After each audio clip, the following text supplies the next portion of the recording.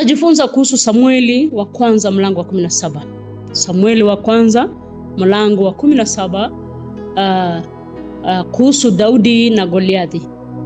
Kila mmoja unajua hiyo ushuhuda ambayo iko kwenye maandiko kwenye kitabu cha Samueli wa kwanza mlango wa 17.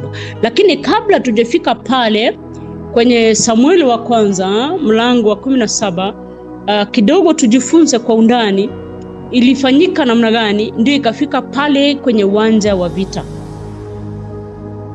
Siku zote maisha ya mwanadamu hujengwa na kuwa imara na dhabiti ikiwa mwanadamu atapata hekima na ufunuo ya kujua na kutambua falme na mamlaka ambayo inatawala.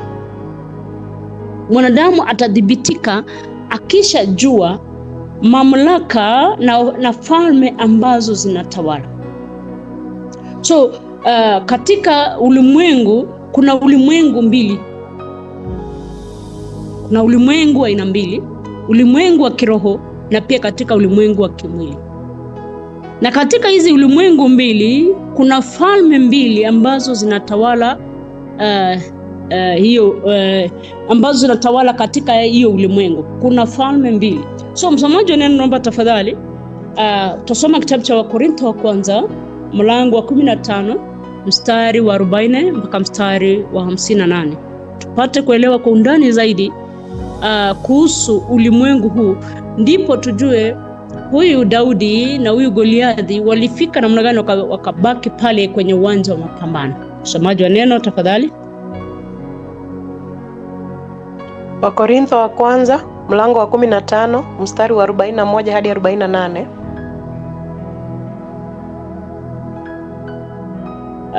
Ndio mtumishi, kwanza mstari wa 40 mpaka mstari wa 50. Nitasoma kwa msaada wa Roho. Wakorintho wa kwanza 15 mstari wa 40 mpaka 58. Nitasoma kwa msaada wa Roho Mtakatifu. Kitabu cha Wakorintho wa kwanza mlango ni wa 15 mstari ni wa 40 hadi 58. Neno la Bwana linasema: tena kuna miili ya mbinguni na miili ya duniani, lakini fahari yake ile ya mbinguni ni mbali, na fahari yake ile ya duniani ni mbali. Kuna fahari moja ya jua, na fahari nyingine ya mwezi, na fahari nyingine ya nyota. Maana iko tofauti ya fahari hata kati ya nyota na nyota. Kadhalika na ya kiama ya watu. Hupandwa katika uharibifu, hufufuliwa katika kutoharibika. Hupandwa katika aibu, hufufuliwa katika fahari.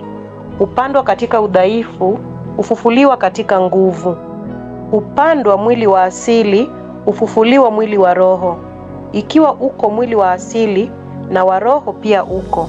Ndivyo ilivyoandikwa, mtu wa kwanza Adamu akawa nafsi iliyo hai. Adamu wa mwisho ni roho yenye kuhuisha. Lakini hautangulii ule wa roho, bali ule wa asili, baadaye huja ule wa roho. Mtu wa kwanza atoka katika nchi, ni wa udongo. Mtu wa pili atoka mbinguni. Kama alivyo yeye wa udongo, ndivyo walivyo walio wa udongo, na kama alivyo yeye wa mbinguni, ndivyo walivyo walio wa mbinguni. Na kama tulivyoichukua sura yake yule wa udongo, kadhalika tutaichukua sura yake yeye aliye wa mbinguni. Ndugu zangu, nisemayo ni haya, ya kuwa nyama na damu haziwezi kuurithi ufalme wa Mungu, wala uharibifu kurithi kutoharibika. Angalieni na waambieni ninyi siri, hatutalala sote, lakini sote tutabadilika. Kwa dakika moja, kufumba na kufumbua, wakati wa parapanda ya mwisho. Maana parapanda italia, na wafu watafufuliwa, wasiwe na uharibifu, nasi tutabadilika. Maana sharti huu uharibikao uvae kutoharibika, nao huu wa kufa uvae kutokufa. Basi huu uharibikao utakapovaa kutoharibika, na huu wa kufa utakapovaa kutokufa, hapo ndipo litakapokuwa lile neno lililoandikwa, mauti imemezwa kwa kushinda. Kuwapi mauti kushinda kwako? Uwapi ewe mauti uchungu wako? Uchungu wa mauti ni dhambi, na nguvu za dhambi ni torati. Lakini Mungu na ashukuriwe, lakini Mungu na ashukuriwe atupaye kushinda kwa Bwana wetu Yesu Kristo.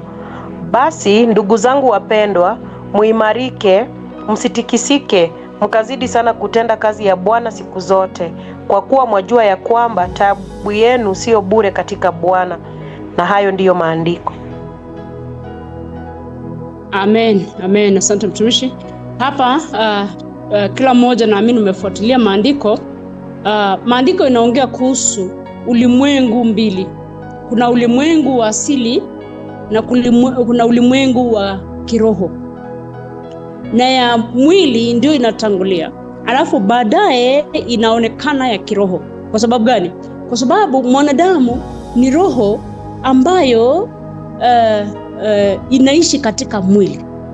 Hapa maandiko yanasema kwamba kuna miili ya mbinguni na miili ya duniani, na fahari ya kila moja ni tofauti na nyingine. Yaani utukufu wa kila moja ni tofauti. So inamaanisha kwamba fahari ya mambo ya kidunia ni kwa uchache, haina wingi, yani haiendi utukufu sana kushinda ufalme ambaye ni ufalme wa Mungu. Hapa maandiko inaendelea kusema kwamba kadhalika na kiama ya watu hupandwa katika uharibifu, hufufuliwa katika kutokuharibika. So inamaanisha kwamba ulimwengu wa kimwili ni ulimwengu ambayo inaharibika, ni ulimwengu ambayo itatoweka, ni ulimwengu ambayo uko katika muda. Na hiyo ulimwengu mfalme ambaye anatawala ni Shetani. Lakini ile ulimwengu wa kiroho ambao ni wa milele na milele, yule anayetawala ni Mungu. So unapata kwamba hizi falme mbili ndio ziko duniani, lakini zinapigana kabisa. Ila hizi falme zote mbili nasema, inamaanisha kwamba Mungu na Shetani wanafanya mambo duniani kupitia kiroho. Shetani pia ako kiroho, katika ulimwengu wa kiroho, lakini anatawala katika ulimwengu wa kimwili. Pia Mungu ni roho na anatawala duniani kupitia mwanadamu. So katika hiyo unaweza chukua picha uone ya kwamba mwanadamu, wakati unajifunza kuhusu hizo falme mbili, unapata kwamba Mungu anatumia mwanadamu kutimiza mapenzi yake, na pia Shetani anatumia wanadamu kutimiza mapenzi yake. So unapata kwamba mwanadamu anafanyika kama mpira. Upande wa nuru unataka upige bao katika ulimwengu wa giza, na ulimwengu wa giza unataka kutumia the same mpira kupiga bao kwa upande wa ulimwengu wa nuru. So mwanadamu anafanyika yeye ndio yuko katikati, anafanyika mpira ambao pande zote mbili zinataka kupata ushindi. Maandiko yakaendelea kusema ya kwamba mtu wa kwanza Adamu akawa nafsi iliyo hai. Adamu wa mwisho ni roho yenye kuuisha. Adamu wa mwisho ni Yesu Kristo. Ndio sababu maandiko yanasema kwamba Torati ilikuja kwa mikono ya Musa, lakini neema ilikuja kwa mikono ya Yesu. So unapata kwamba hizi falme mbili zinakinzana, kila falme inataka kupata utawala, kila falme inataka kupata ile umaarufu. Ndio unapata kwamba katika hizi falme mbili zote zinatumia mwanadamu.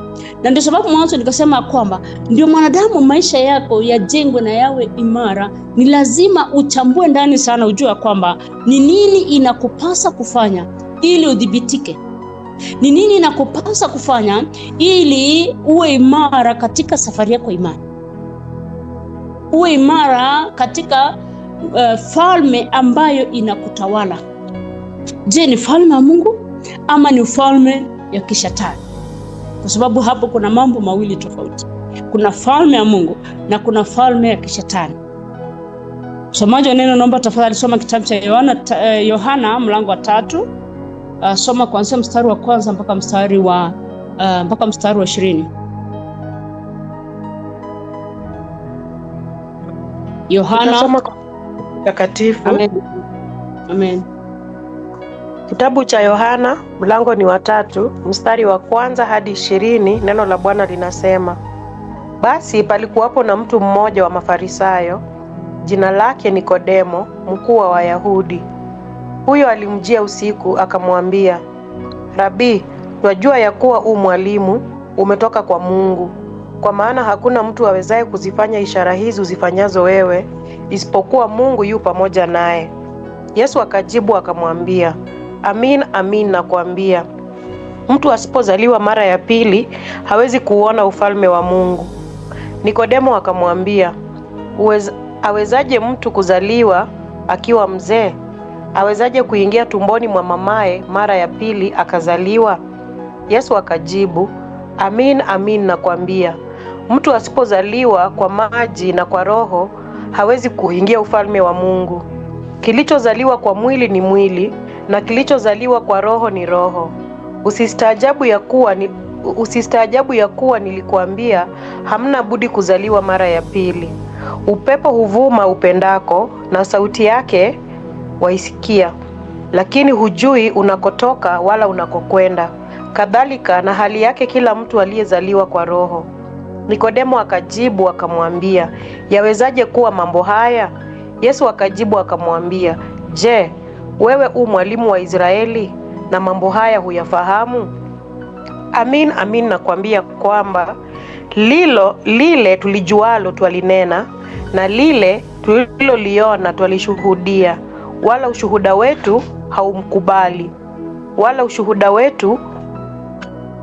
hamukubali. Ikiwa nimewaambia mambo haya duniani wala hamsadiki, mtasadiki wapi niwaambiapo mambo ya mbinguni? Wala hakuna mtu aliyepaa mbinguni ila yeye aliyeshuka kutoka mbinguni, yani Mwana wa Adamu.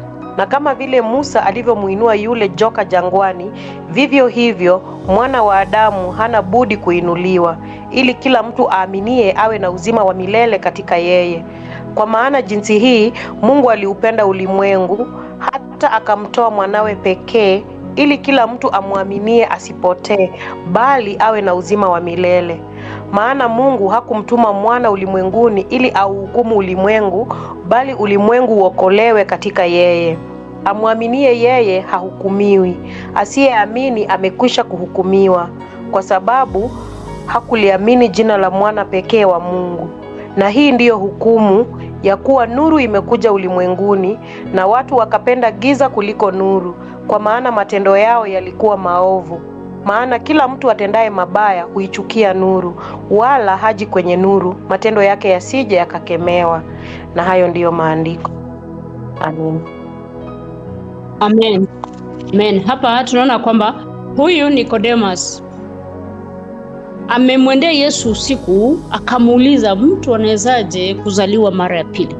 Inamaanisha kwamba mwanadamu aliumbwa katika hali ya udongo, katika ulimwengu wa kimwili, lakini anafanyika kiumbe katika ulimwengu wa kiroho kupitia ubatizo, jambo la kwanza, kupitia kumwamini Yesu Kristo. Ni sawa na vile maandiko yanasema kwamba Yesu akatumwa duniani, hakukuja akiwa malaika, hakukuja akiwa roho, ilibidi azaliwe, apitie ile process ya kubadilishwa, apitie ile process ya kufanyika mwanadamu, ndiposa aweze kuishi katika ulimwengu wa kimwili, ulimwengu wa kiasilia.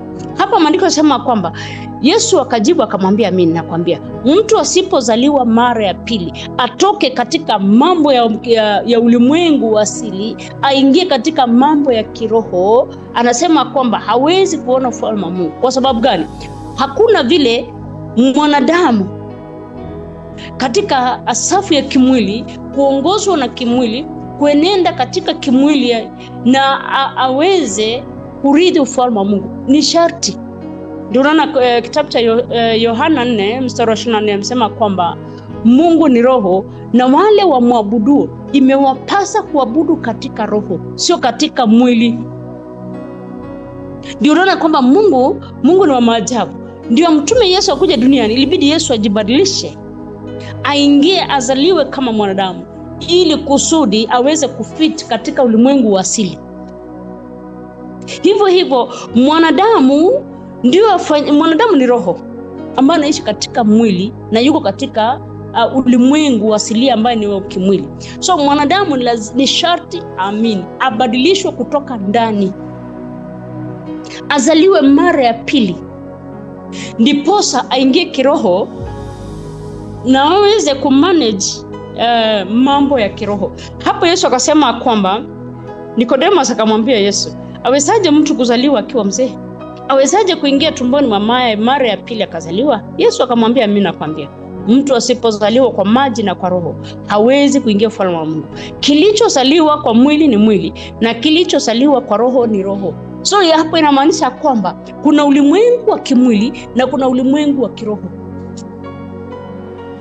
Na ndio ifanyike hivyo, inamaanisha kwamba yule mwanadamu ama kile kiumbe ambacho inabadilika, inataka kuenda katika asilia ya pili, kama ni upande wa roho uende upande wa kimwili, inamaanisha kwamba inabadilika iende katika safu ya kimwili, na kama ni katika safu ya kimwili iende katika safu ya kiroho, inamaanisha kwamba ibadilike, ingie, ndio ifit katika ile ulimwengu mwingine. Hapa maandiko yanasema kwamba kilichozaliwa kwa mwili ni mwili na kilichozaliwa kwa roho ni roho.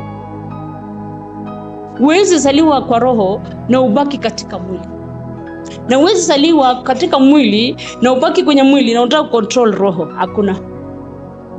Na utakubaliana na mimi ya kwamba asafu ya kimwili ni dhaifu.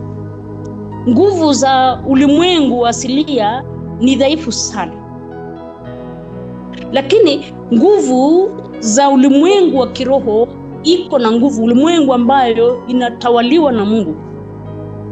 Ndiposa maandiko yakasema kwamba kuna mbingu ya aina tatu.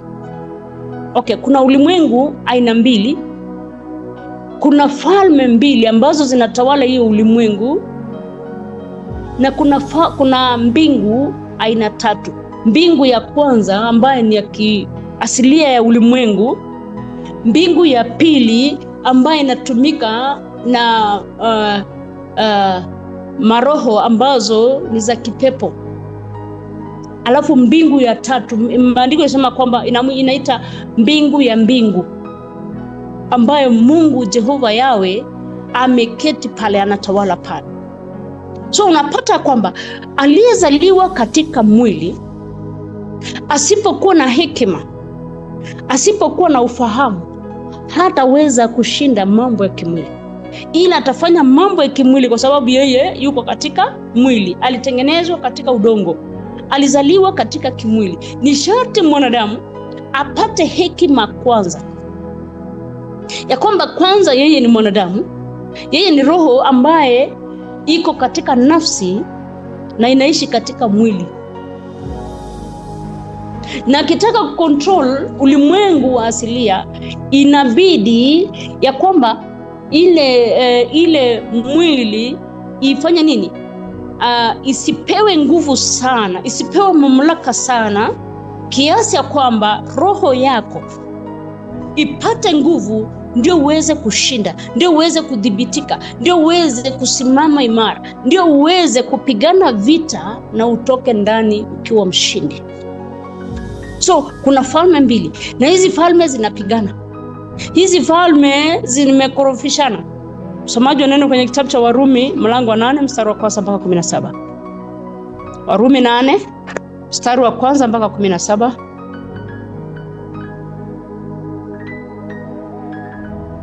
Nitasoma kwa msaada wa Roho Mtakatifu. Amen. Kitabu cha Warumi mlango ni wa 8 mstari ni wa 1 hadi 17. Neno la Bwana linasema, sasa basi hakuna hukumu ya adhabu juu yao walio katika Kristo Yesu, kwa sababu sheria ya roho wa uzima ule ulio katika Yesu Kristo umeniacha huru mbali na sheria ya dhambi na mauti. Maana yale yasiyowezekana kwa sheria, kwa vile ilivyokuwa dhaifu kwa sababu ya mwili, Mungu kwa kumtuma mwanawe mwenyewe katika mfano wa mwili ulio wa dhambi, na kwa sababu ya dhambi alihukumu dhambi katika mwili, ili maagizo ya Torati yatimizwe ndani yetu sisi, tusioenenda kwa kufuata mambo ya mwili, bali mambo ya Roho. Kwa maana wale waufuatao mwili huyafikiri mambo ya mwili, bali wale waufuatao Roho huyafikiri mambo ya Roho. Kwa kuwa nia ya mwili ni mauti, bali nia ya Roho ni uzima na amani. Kwa kuwa ile nia ya mwili ni uadui juu ya Mungu, kwa maana haitii sheria ya Mungu, wala haiwezi kuitii. Wale waufuatao mwili hawawezi kumpendeza Mungu. Lakini ikiwa Roho wa Mungu anakaa ndani yenu, nanyi hamuufuati mwili, bali mwaifuata Roho. Lakini mtu awaye yote asipokuwa na Roho wa Kristo, huyo si wake. Na Kristo akiwa ndani yenu, mwili wenu umekufa kwa sababu ya dhambi, bali roho yenu i hai kwa sababu ya haki. Lakini ikiwa Roho yake yeye aliyemfufua Yesu katika wafu anakaa ndani yenu, yeye aliyemfufua Kristo Yesu katika wafu ataihuisha miili yenu iliyo katika hali ya kufa kwa Roho wake anayekaa ndani yenu. Basi kama ni hivyo, ndugu, tu wadeni, si wa mwili tuishi kwa kufuata mambo ya mwili. Kwa maana kama tukiishi kwa kufuata mambo ya mwili, mwataka kufa. Bali kama mkiafisha matendo ya mwili kwa Roho, mtaishi. Kwa kuwa wote wanaoongozwa na Roho wa Mungu, hao ndio wana wa Mungu. Kwa kuwa hamkupokea tena roho wa utumwa iletayo hofu, bali mlipokea Roho ya kufanywa wana, ambayo kwa hiyo twalia Abba, yani Baba. Roho mwenye kushuhudia pamoja na roho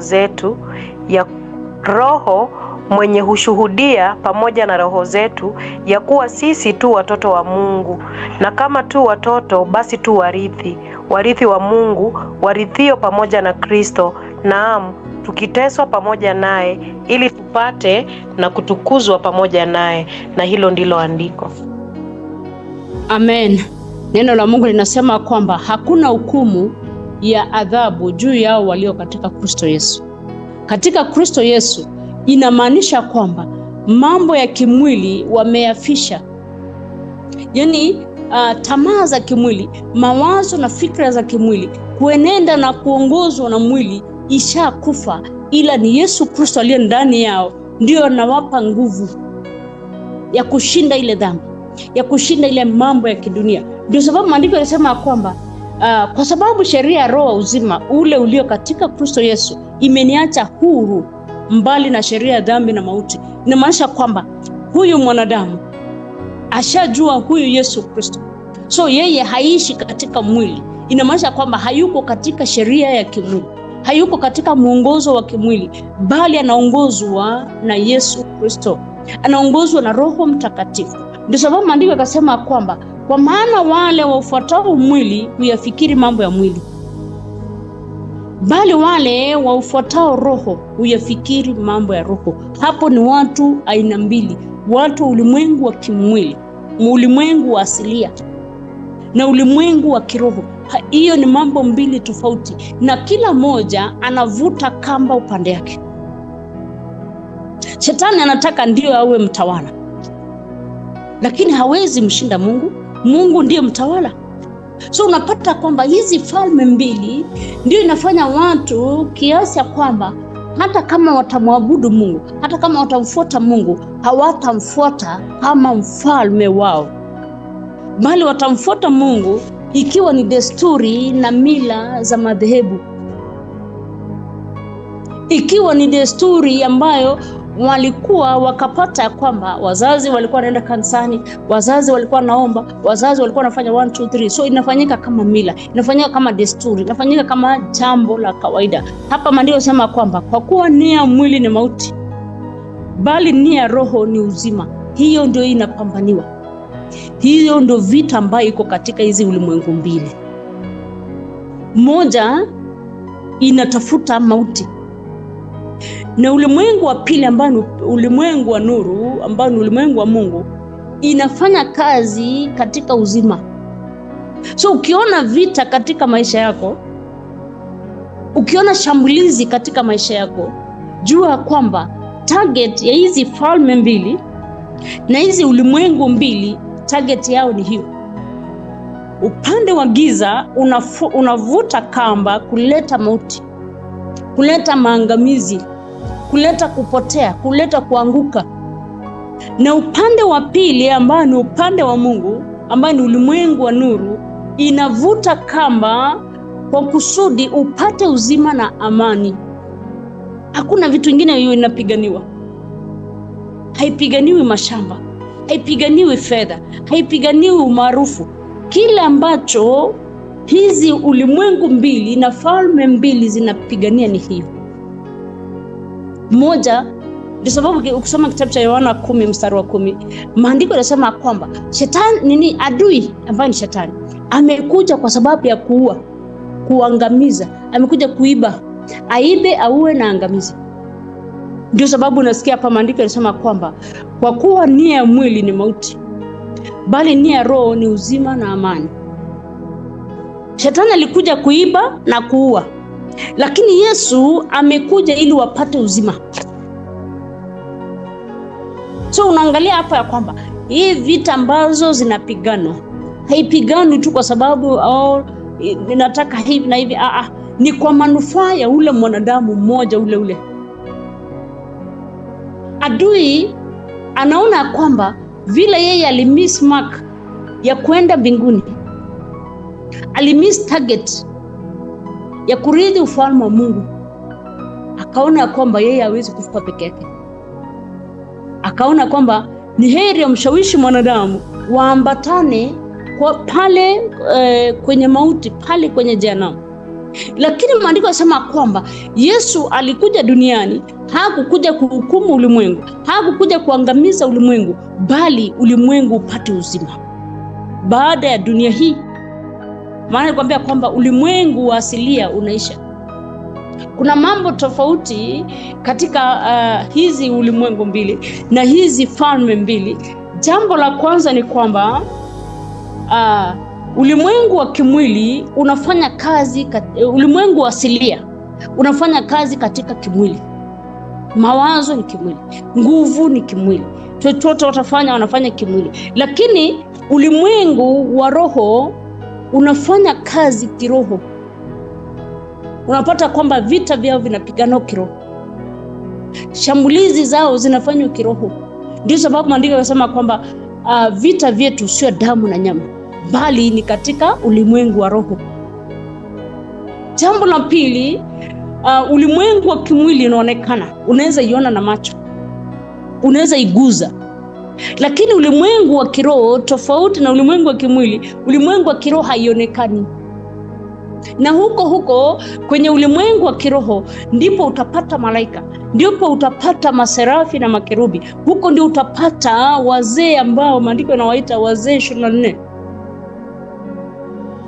Lakini katika ulimwengu wa kimwili ambayo nimekwambia kwamba shetani anatawala kiroho ili kuleta maangamizi katika ulimwengu huu, ndio utapata kwamba ulimwengu wa kimwili umejaa mapepo, ulimwengu wa kimwili umejaa uovu, ulimwengu wa kimwili umejaa mawakala na wakuu wa giza ambao shetani anawatumia. Ndio ni wanadamu, lakini wamefanyika vigaragozi vya kishetani. The same ulimwengu, Mungu ako na wateule wake, ako na watumishi wake ambaye anawatumia. So unaangalia kwamba kwanza, kabla hujajua vita vyako, kabla hujajua utashinda aje, kama hujajua ya kwamba utafanyaje urithi ufalme wa Mungu, sio tu katika maneno, ni lazima ujue kiini, hii vita nitashinda namna gani. So ukiona katika hizo ulimwengu mbili, tukirudi pale kwenye kitabu cha Wakorintho wa kwanza, tukirudi pale kwenye kitabu cha Wakorintho wa kwanza hiyo 15 mstari wa 46, maandiko yanasema kwamba lakini hautangulii ule wa roho, bali ule wa asili, baadaye huja ule wa roho. Tunatangulia katika ulimwengu wa asili. Ndio wakati mwanadamu anakufa, anaenda zake, anaenda katika ulimwengu wa roho ambaye ni kuenda aidha uzimani ama kwenda kwenye uangamivu. Inategemea na hekima ambayo yako nayo, inategemea na ufahamu ambao uko nayo. Tuseme kwa mfano mtoto shuleni ama mwanafunzi shuleni, nikisema mtoto watasema ni wale wadogo. Kwa mfano mwanafunzi shuleni amepewa subject ya hesabu ama almaarufu kama hisabati. Kisha pewa hiyo subject, hesabu hauifanyi kama Kiingereza, hauitatui kama Kiswahili, hauitatui kama jiografia. Hesabu kidogo inashikana na chemistry. Nasema hivi kwa sababu gani? Ukipewa hesabu ya kwamba hii kuna hesabu tofauti, kuna levels tofauti za hesabu, na yote lazima uwe na formula ndio ufikie kwenye jibu la ile hesabu umepewa. Lazima kuwe na formula, na hii formula inakubidi ujue kwamba hii formula nikifanya jinsi nimeambiwa, uifuate vizuri, ndio utafikia kwenye ile jibu ambao unatafuta. Hivyo katika maisha ya mwanadamu yote, uwe umeokoka ama hujaokoka, uwe mteule wa Mungu ama uwe mtumishi ama mteule kawaida, mambo ya kiroho na ya kimwili ni mambo mbili tofauti sana, ni tofauti sana. Hautapigana vita vya kiroho ukiwa katika safu ya kimwili, na hautashinda kimwili kama haujaingia kiroho very deep. Maana ulimwengu wa kimwili unakontroliwa na ulimwengu wa kiroho.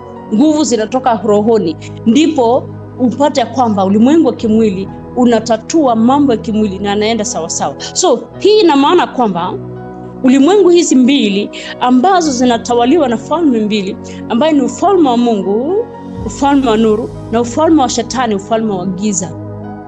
Hizi falme mbili ndizo zinapigana. Soma kitabu cha Wakolosai 1, msomaji wa neno, soma kitabu cha Wakolosai mlango wa kwanza kuanzia mstari wa 9 mpaka mstari wa 15.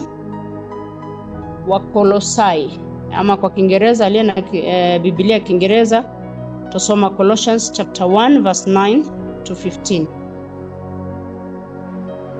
Nitasoma kwa msaada wa Roho Mtakatifu. Kitabu cha Wakolosai mlango ni wa kwanza, mstari ni wa 9 hadi 15. Neno la Bwana linasema, kwa sababu hiyo sisi nasi tangu siku ile tuliposikia hatuachi kufanya maombi na dua kwa ajili yenu, ili mjazwe maarifa ya mapenzi yake katika hekima yote na ufahamu wa rohoni. Mwenende kama ulivyo wajibu wenu kwa Bwana, mkipendeza kabisa, mkizaa matunda kwa kila kazi njema na kuzidi katika maarifa ya Mungu, mkiwezeshwa kwa uwezo wake kwa kadiri ya nguvu ya utukufu wake, mpate kuwa na saburi ya kila namna na uvumilivu pamoja na furaha, mkishukuru Baba aliyewastahilisha kupokea sehemu ya urithi wa watakatifu katika nuru. Naye alituokoa katika nguvu za giza, akatuhamisha na kutuingiza katika ufalme wa mwana wa pendo lake, ambayo katika yeye tuna ukombozi, yani msamaha wa dhambi. Na hilo ndilo andiko. Amen. Hapa maandiko yanasema kwamba tuenende kama ilivyo wajibu wetu. Mwanadamu akishaokoka, mwanadamu akishafanyika kiumbe kipya, mwanadamu akishapata nguvu za kiroho, sio nguvu za kimwili. Nguvu za kimwili hazifaidi chochote. Maandiko yanasema kwamba tuenende kama ilivyo wajibu wetu kwa Bwana, tukimpendeza Bwana kabisa, sio nusu. Kwa sababu usipompendeza Mungu, nguvu za kiroho utazitoa wapi? Maana yeye ndio chemichemi hizo nguvu. Kusoma Isaia 40 kuanzia mstari wa 28 mpaka 31, akasema kwamba yeye au kujua na wala ukusikia. Yeye Mungu azimi na achoke, na yeye Mungu anawaongezea nguvu wale ambao wanazimia. So katika asafu ya kiroho, ulimwengu wa kiroho ndio utaingia na utawale ulimwengu wa kimwili. Dhambi ambayo imekuweza siku mingi, mambo ambayo imekuweza siku mingi, nguvu ambazo zimekuweza, unatamani kufanya yaliyo mema lakini unapata unafanya yaliyo mabaya. Unatamani kuenenda kwa mapenzi ya Mungu na maagizo ya Mungu, lakini unajipata unaenenda kama vile akili yako inakwambia. Haina ujanja. Inamaanisha kwamba hauja surrender fully, hauja surrender kamilifu. katika ile nguvu za kiroho, haujatoka katika safu ya ulimwengu asilia na uwe subject kamili katika safu ya mambo ya kiroho ambayo ni Mungu. Unapata kwamba Paulo akasema kwamba natii sheria za Mungu kwa akili zangu, lakini kenye ninatenda ni tofauti na yale ambayo ninajua. Hapa inamaanisha kwamba huyu Paulo alikuwa bado katika mambo mawili. Anapendezwa kutembea katika ulimwengu wa asili, kutumia nguvu za asili, kutumia uwezo wa kiasili, kutumia mamlaka ya kiasili. Akasahau ya kwamba mambo ya ulimwengu wa kimwili inatawaliwa through spiritual realm. Ndio unasikia nasema kwamba yale nipendayo siitendi, lakini yale nisiyopenda ndio ninatenda. So hapa maandiko yanatufundisha kwamba kila ufalme, katika hizi falme mbili, kila ufalme una sheria na msingi yake. Vile ufalme wa kimwili unajengwa, sio vile ufalme wa kiroho unajengwa. Ni tofauti, ni mambo mbili tofauti. Kila ufalme una sheria na misingi yake katika maisha ya mwanadamu. Hapo ndio unaona kwamba maandiko yanasema katika kitabu cha Wakolosai 1 mstari wa 11, mkiwezeshwa kwa uwezo wote kwa kadri ya nguvu ya utukufu wake nani? Mungu. Yeye ndiye atakuwezesha operate katika spiritual realm, not katika physical realm. Ukiwezeshwa kwa uwezo wote kadri ya nguvu ya utukufu wake, mpate kuwa na saburi ya kila namna na uvumilivu pamoja na furaha, tukimshukuru Baba aliyewastahilisha. Kustahilishwa ni neema. Hatuko tunastahili kuitwa wana wa Mungu. Kwa sababu gani? Tuko na operate katika safu ya kimwili. Ndio unapata kwamba kitambo kama hujaokoka ulikuwa unafanya mambo ya kimwili. Ulikuwa unaweza tatua mambo kimwili. Ulikuwa unaweza enenda katika safu ya kimwili vile mawazo yako itakuwa. Na ukiona kwamba mawazo yako yamefika mwisho, unatafuta advice wa kimwili hapo advice. Lakini hapa maandiko yanasema kwamba kwa uwezo wote Baba aliyewastahilisha kupokea sehemu ya urithi wa watakatifu katika nuru, naye alituokoa katika nguvu za giza, akatuhamisha na kutuingiza katika ufalme wa mwana wa pendo lake. Kupitia nini? Kupitia kumwamini Yesu, kupitia kuokoka na kuokoa ile kamili. Akasema kwamba jambo la kwanza alitustahilisha. Hatuko tunastahili, ni kwa huruma tu za Mungu ndio akatupa ile kibali tufanyike watoto. Akaendelea kusema kwamba na kupokea sehemu ya urithi wa watakatifu katika ulimwengu wa nuru. Akatuokoa, akatutoa katika nguvu za giza, akatuhamisha kutoka ile. Nikwambia kwamba lazima utoke katika sehemu moja uingie katika sehemu ya pili ndio uoperate vizuri. Na ndio unapata kwamba kuna Wakristo ambao waliokoka, lakini wokovu kwa sababu iko na sheria, kwa sababu iko na masharti, kwa sababu iko na misingi yake, wakashindwa kusimama kwenye ile misingi, wakapata kwamba wametoka katika ulimwengu wa roho, wanaoperate katika ulimwengu wa kimwili. Hiyo inamaanisha kwamba wanafanyika vigaragozi vya shetani, wanafanyika puppets ya shetani. Ili hali wanadamu wa kawaida wanajua kwamba huyu mtu alikuwa ameokoka, huyu mtu alikuwa mhubiri vizuri, huyu mtu alikuwa mtu ambaye alikuwa akiombea watu wanaponywa, wanakombolewa, wanafanyika 1 2 3. Lakini hawakujua kwamba hii misingi, hizi falme iko na sheria, haijengwi tu hivi. Falme hizi hazijengwi tu katika hali ya kawaida. Haijengwi kama ufalme wa Mungu, haujengwi na vitu vya dunia, vinajengwa na vitu vya kiroho. Msomaji neno kwenye kitabu cha Warumi 14 mstari wa 17 mpaka 19. Warumi 14:17 mpaka 19. Nitasoma kwa msaada kitabu cha Warumi mlango wa 14 mstari wa 17 hadi 19. Neno la Bwana linasema, maana ufalme wa Mungu si kula wala kunywa, bali ni haki na amani na furaha katika Roho Mtakatifu. Kwa kuwa yeye amtumikiaye Kristo katika mambo hayo humpendeza Mungu, tena hukubaliwa na wanadamu. Basi kama ni hivyo, na mfuate mambo ya amani na mambo yafaayo kwa kujengana, na hilo ndilo andiko. Amen. Nimekwambia kwamba sheria hizi ndizo ambazo zinajenga ile falme. Ufalme wa Mungu ambaye ni ufalme wa nuru, maandiko yanasema kwamba haijengwi kwa kula wala kunywa. Na maandiko yanasema hivyo, usikose kukula na kukunywa. Yaani maandiko inadhibitisha kwamba ufalme wa kiroho, nguvu za kiroho hazikuji katika hali ya kuburudika kimwili. Upate afya vizuri, uwe mtu mzuri, uwe mtu ambaye kimwili unaonekana uko na nguvu, haifai chochote katika mambo ya kiroho. Akasema kwamba bali ni haki. Ufalme wa Mungu unajengwa katika haki, inajengwa katika amani, inajengwa katika furaha, katika Roho Mtakatifu. Yeye Roho ndio anasaidia ile nyumba kujengwa, anasaidia kwamba ile ufalme idhibitike. Akasema kwamba kwa kuwa yeye amtumikie Kristo katika mambo hayo. Mambo gani hayo? Katika amani, katika haki na furaha, humpendeza Mungu, tena ukubaliwa na wanadamu. Lakini ufalme wa kimwili, msomaji wa neno kwenye kitabu cha Warumi 7 mstari wa 14 mpaka 25. Warumi mlango wa 7:14 mpaka 25.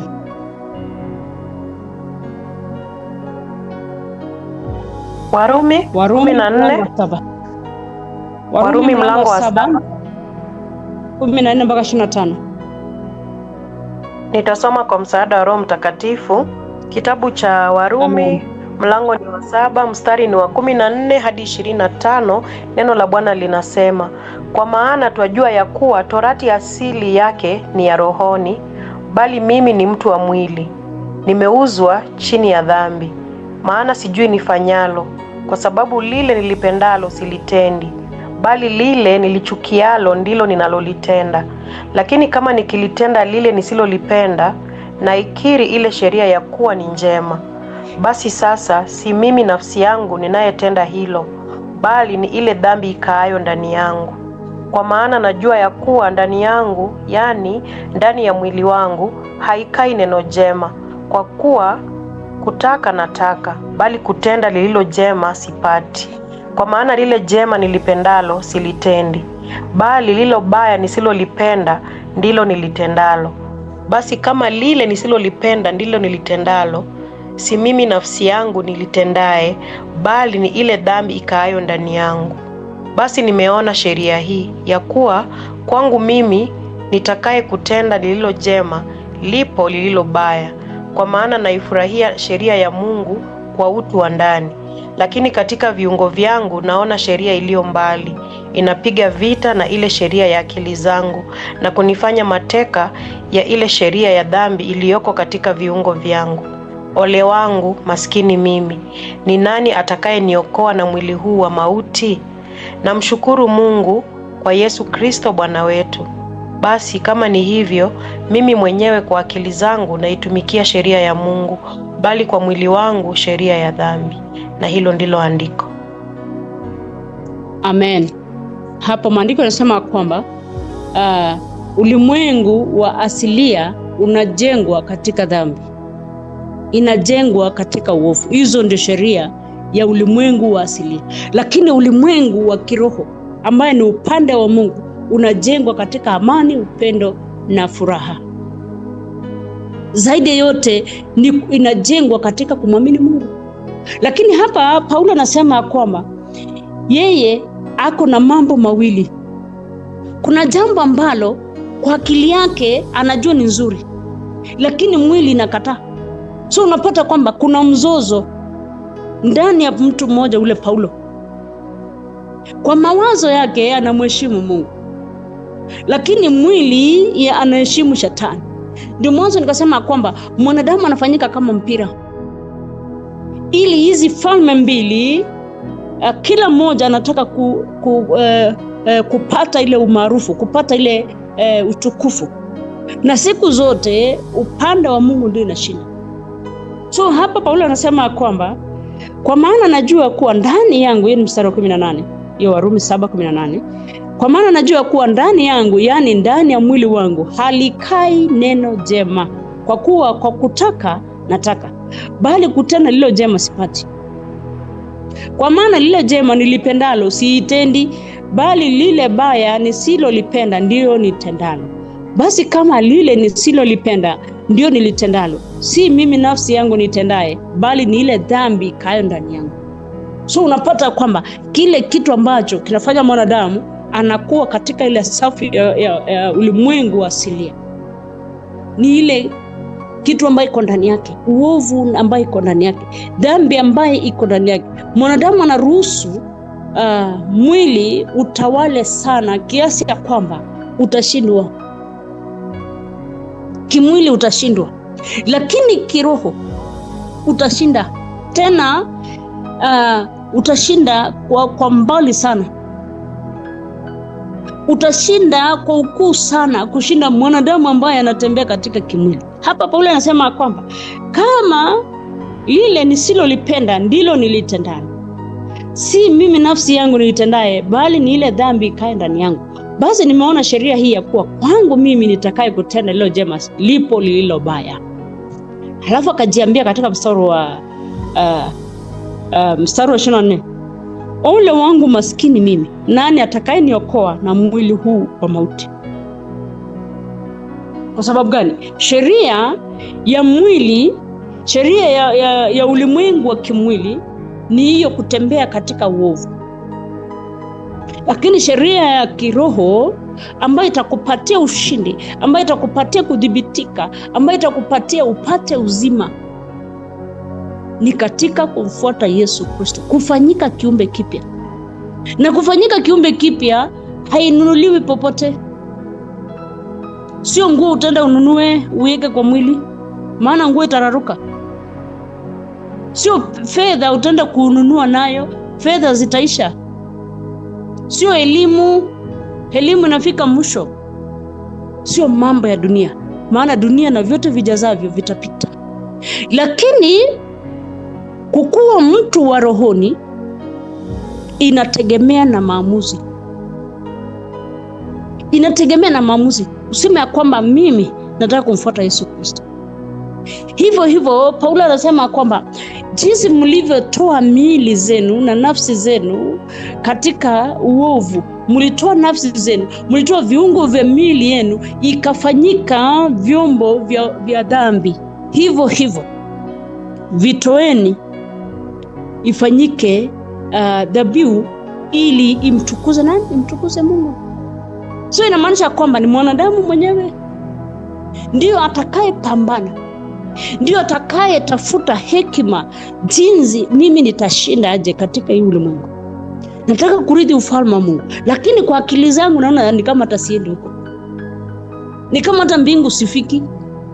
Kwa mawazo yangu kama mwanadamu naona kama hata mbingu sifiki. Kwa sababu gani? Hapa Paulo amesema kwamba lakini katika viungo vyangu naona sheria iliyo mbali inapiga vita. Hiyo ni mstari wa 23 ya Warumi 7. Inapiga vita na ile sheria ya akili zangu na kunifanya mateka ya ile sheria ya dhambi iliyo katika viungo vyangu. So hapo kuna mzozo. Sheria ya kiroho na sheria ya kimwili zinapigana. Lakini wakati zinapigana hivyo ni kwa ajili ya maamuzi ya mwanadamu. Uzime moja na uache ingine ipate nguvu, sababu zote hazita operate kwa level. Haiwezi.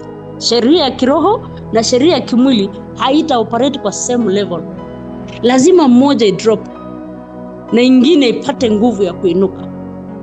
Ndiposa ile ambayo umeipa nguvu ya kuinuka itakupa ushindi. Lakini ukiacha sheria ya kimwili ikutawale, inamaanisha kwamba kiroho utaanguka. Hivyo siku zote mwanadamu jua kwamba yuko kwenye vita katikati ya mamlaka hizi mbili, katikati ya falme hizi mbili. Katikati hizi ulimwengu mbili mwanadamu, nafikiri sasa kufika sasa utakuwa umechukua ile picha, ujiangalia kwamba uko kwenye uwanja. Na hii uwanja kawaida unaweza kubaliana na mimi ya kwamba tukirudi katika safu ya kimwili, uwanja ya mpira inakuanga na goals mbili. Moja upande wa right, nyingine upande wa left. Katikati ni mpira, alafu kuna wachezaji. So ndio mwanadamu apate kushinda katikati ya hizi falme mbili, katikati ya hizi ulimwengu mbili, na uende kwenye ile target umeweka. Ni sharti mwanadamu usimame kwenye Waefeso 6. Waefeso 6, msomaji neno kuanzia mstari wa 10 mpaka 18. Waefeso mlango wa 6. Nitasoma kwa msaada wa kitabu cha Waefeso mlango ni wa 6 mstari wa 10 hadi 18. Neno la Bwana linasema, hatimaye mzidi kuwa hodari katika Bwana na katika uwezo wa nguvu zake. Vaeni silaha zote za Mungu, mpate kuweza kuzipinga hila za shetani. Kwa maana kushindana kwetu sisi si juu ya damu na nyama, bali ni juu ya falme na mamlaka, juu ya wakuu wa giza hili, juu ya majeshi ya pepo wabaya katika ulimwengu wa roho. Kwa sababu hiyo, twaeni silaha zote za Mungu, mpate kuweza kushindana siku ya uovu, na mkiisha kuyatimiza yote kusimama. Basi simameni, hali mmejifunga kweli viunoni, na kuvaa dirii ya haki kifuani, na kufungiwa miguu utayari tupatao kwa injili ya amani. Zaidi ya yote, mkiitoa ngao ya imani, ambayo kwa hiyo mtaweza kuizima mishale yote yenye moto ya yule muovu. Tena ipokeeni chepeo ya wokovu na upanga wa Roho ambao ni neno la Mungu. Kwa sala zote na maombi mkisali kila wakati katika Roho, mkikesha kwa jambo hilo na kudumu katika kuwaombea watakatifu wote. Na hilo ndilo andiko. Amen. Amesema kwamba iweni hodari katika uweza wa Mungu.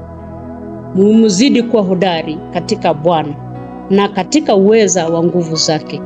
Kuwa hodari katika Bwana inamaanisha kwamba uchague kusimama upande wa Bwana. Hapo inamaanisha nini? Inamaanisha kwamba mwanadamu uko katikati ile uwanja, wewe sasa ndio mpira, ndio ufike hapa kwenye Waefeso 6.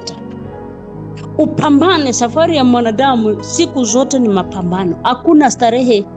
Safari ya Mkristo ambaye anajua anasonga kienda uzimani, siku zote hakuna starehe. Ni wakati wa vita, ni wakati wa kilio, ni wakati wa changamoto.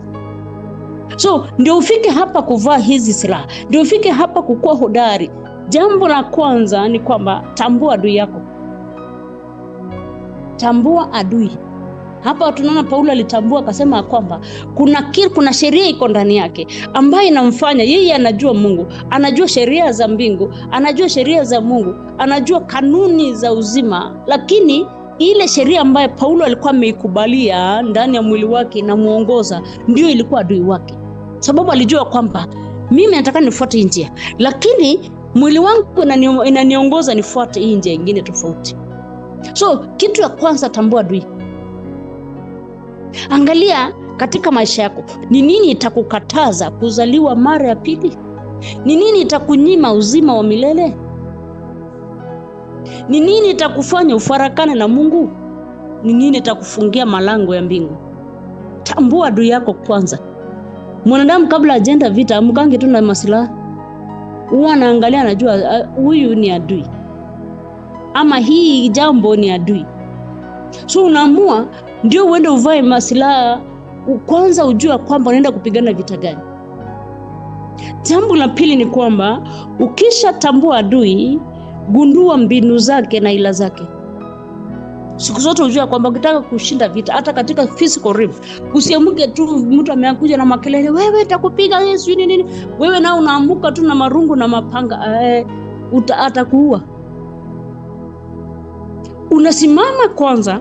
Ule mtu hata kama ako na makelele, hata kama amekuja na jeshi, hata kama amekuja na silaha zote, unasimama kwanza, unamwangalia kwanza. Au muangalie kusikiliza kenye anasema, unaangalia, unaona ile weak areas. Ukitaka kushinda, unaangalia, unaona ile weak areas ya kwamba huyu nikigusa mahali fulani nitamweza, ama huyu jinsi ananikujia kwa hii style, na mimi naye nitamkamata, either nimpige inaitwa sweep, aanguke chini. Hivyo ndio mwanadamu unatakana katika ulimwengu wa kiroho. Kwanza unatambua ni area gani katika maisha yako ambayo inafanyika adui. Paulo alitambua yake, akasema kwamba ndani yangu, kwenye akili yangu, mimi naamini Mungu kwa akili, lakini mwili wangu hainiruhusu. Ukisha tambua adui, gundua hila za adui. Ni wapi ambayo shetani ameweka makao sana? Yani ni area gani katika maisha yako ambayo imekuweza kiasi ya kwamba hautamfuata Mungu kikamilifu, hautapata ushindi kikamilifu? Ukisha pambana, unaona kwamba katika kitabu cha Wakorintho wa pili mlango wa 2 mstari wa 11 ya kwamba shetani asije akatushinda kwa sababu hatukosi kujua mbinu zake. So ukishajua mbinu za adui, ukishatambua adui, ukishatambua area yako katika maisha yako ambayo adui anatumia, hapo sasa ndio utarudi kwenye kuvaa silaha. Akasema kwamba kwa sababu kushindana kwetu sisi si juu ya damu na nyama, bali ni juu ya falme na mamlaka, wakuu wa giza na majeshi ya pepo wabaya katika ulimwengu wa roho. Wako rohoni, but wana control kimwili. Mikutano zao zinafanyika rohoni, lakini matokeo yanatokea kimwili. Maagano zao zinafanyika rohoni, lakini matokeo yanatokea kimwili. Hapa Paulo akasema kwamba kwa sababu hiyo toaeni silaha zote za Mungu mpate kuweza kushindana siku ya uovu. Mkiisha kuyatimiza yote, mbaki mmesimama. Akaanza kutaja kuna silaha, kuna vitu 6 ambayo maandiko inataja pale. Jambo la kwanza amesema kwamba simameni hali mmejifunga kweli viunoni na kuvaa diria ya kifuani. Kweli, truth, mshipi ndio inashikilia mavazi yako ya siasa. Mshipi ndio ina control mavazi yako yasianguke. Mshipi ndio inatumika katika jeshi. Mshipi ndio inatumika kuweka upanga ama silaha yote ile inafungwa na ile mshipi. Jambo la pili, maandiko yanasema kwamba na kuvaa diria ya haki kifuani, breastplate ya haki, righteousness. So unaweza vaa mshipi ukweli, lakini hauna righteousness, shetani atakupiga. Hizi vitu zote ziko na maana katika maisha ya mwanadamu. Mstari wa 15 anasema kufungiwa miguu tayari upatao kwa injili ya amani. Utapata kwamba pale miguuni, wakati uko kwenye mapambano, hapo miguuni ndio nyoka anakuuma. Nyoka umangi kichwa unless kama unalala, na kisha kuuma na kuachia sumu. So lazima ufunike. Injili yako ndio kinga yako. Adui hata kuvamia, adui hata kuuma. Yesu akamwambia shetani, imeandikwa. Akamwambia mamlaka sijui falme zote nitakupa. Yesu akamwambia imeandikwa. Hati tengeneza sijui mawe ikuwe mkate. Yesu alimwambia imeandikwa. Silaha yako ambayo itakusaidia dhidi ya shambulizi ya adui ni viatu, ambayo ni injili. Injili hii inafanyika katika mambo mawili. Injili ya kwanza ni maisha yako, neno la Mungu limeingia ndani yako, limekusaidia kwanza, umejua ile neno, limekudhibitisha, umefanyika nuru, umefanyika barua inayosomwa na watu, umefanyika chumvi. Hiyo kwanza ni injili ambayo ni ya kwanza. Injili ya pili, wewe mwenyewe ukishafanyika mfano, ndipo sasa unaondoka kuambia watu ya kwamba Yesu anawapenda. Huwezi enda kuambia mtu Yesu anakupenda na wewe mwenyewe hata upendi Yesu mwenyewe. We mwenyewe maisha yako, matendo yako hayaambatani na Mungu popote. Watu watakuangalia waseme, kama uokovu ni kama ya fulani, heri niende jehanamu. So injili ya kwanza, silaha ya kwanza ni inaanza na mwanadamu mwenyewe, muhusika kwenye safari yake imani. Maisha yako yananawiri, watu wanaangalia, wanakuuliza uko na siri gani? Uko na siri gani? Maisha yako yanaenda vizuri, mambo yako yanaenda vizuri, uko na siri gani? Ndio sasa utawaambia, siri yangu ni Yesu. Ukimjua Yesu atakutendea mema. Ukimkubali Yesu atakunawirisha vile wewe, yani wewe unafanyika example. Andiko sema kwamba mstari wa 16, zaidi ya yote mkitwaa ngao ya imani, ambayo kwa hiyo mtaweza kuizima mishale yote yenye moto ya yule mwovu. Ngao inazima mishale ya adui, inazima mishale yenye moto, inazima majaribu ambayo inakuja. Imani, Shetani akikuja na mawazo ya kwamba umeona umeshindwa, ulikuwa unajifanya Mkristo umeshindwa, unaambia mimi namwamini Yesu ya kwamba sijashindwa, na unaquote mpaka kitabu cha Ayubu, naambia kwamba hata kama nitaanguka nitainuka tena. Imani yako ndio itakusaidia kuzima mishale yenye moto ya adui. Ukiacha imani, mishale ikikuja na nguo haitakinga, ni mpaka ngao. Maandiko yanaendelea kusema kwamba tena ipokeeni chapeo ya wokovu na upanga wa Roho, ambayo ni neno la Mungu. Chapeo ya wokovu. Chapeo ni hiyo inavaliwa kwenye kichwa. So wokovu wako unalinda mawazo yako, unalinda fikra zako, unalinda maamuzi yako. Hautaamua mbali na mapenzi ya Mungu. Maana sasa umejua kwamba wewe sio mtu wa mwilini, bali ni mtu wa rohoni. So hii wokovu wako itakusaidia. Halafu sasa katika haya mambo yote ukiangalia kuanzia kwa ile ukiangalia kuanzia kwa ile kweli ambao umefungwa kama mshipi, dirii ambao umevaa kifuani, miguu umevaa viatu vya Injili, ngao ya imani, hizo zote ni mavazi ya askari ambaye anaenda vita. Lakini silaha ndio hiyo inasema katika mstari wa 17b, na upanga wa Roho ambao ni neno la Mungu. Upanga huu ndio utaua naye adui. Upanga huu ndio utasimama kinyume na mpinzani wako ambaye ni Shetani. Upanga ambaye ni neno la Mungu ndio utasimama kinyume na mpinzani wako ambaye ni matendo ya kimwili, ambaye ni sheria za kimwili. Msomaji wa neno, tuende sasa kwenye kitabu cha Samueli wa kwanza mlango wa 17. Naomba tafadhali utaisoma.